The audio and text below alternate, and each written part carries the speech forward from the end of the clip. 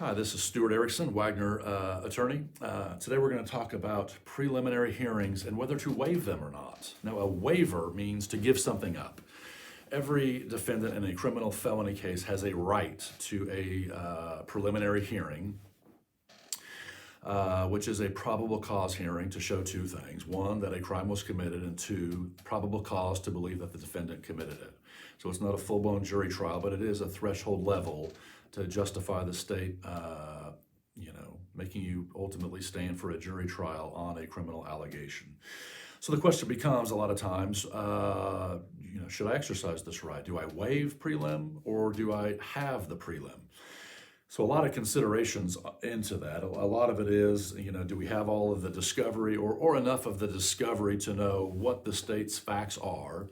So when they give a plea offer, so let's say a defendant's in a position where they know they did it, they know they committed the crime, and they know that the state has very good evidence against them, that they're going to get bound over and a jury trial is a bad idea. So the state makes their offer, and in that situation, if you know you're going to take the plea bargain, you're going to waive the prelim and then just set it for plea and be done with your case and get your probation or whatever you're going to get so you can move on.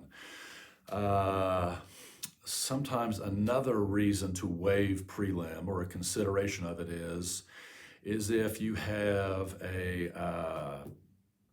pretty serious offense, but for some reason, let's say the state offers a very good plea offer, a very good plea bargain offer. So sometimes, sometimes you might want to waive the prelim to preserve that plea offer. Because many times the state of Oklahoma or the prosecutor will say, hey, if we put on this prelim, if you don't waive it, this plea offer goes away. I will withdraw that offer, and that offer is no longer on the table. So it's a consideration if there is a very good plea offer that you're considering to take, or you want to remain as you think about this.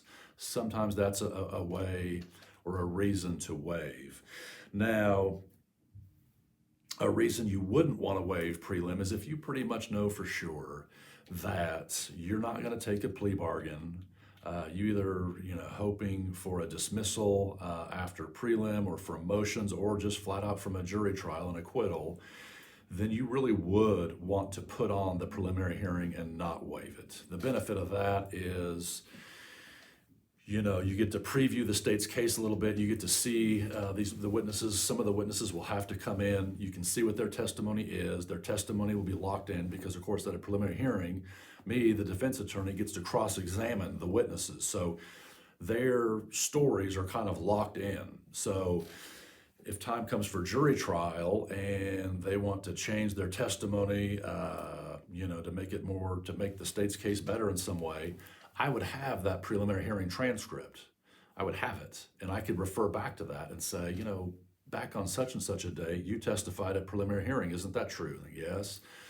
Well, isn't it true today? You just testified to X, and at this preliminary hearing, you testified differently. Why did you testify differently? And then all of a sudden, in the jury's mind, they're debating, is this person a truth teller or not? So that would be one reason to not waive your prelim, is if you know you're going to fight the charges.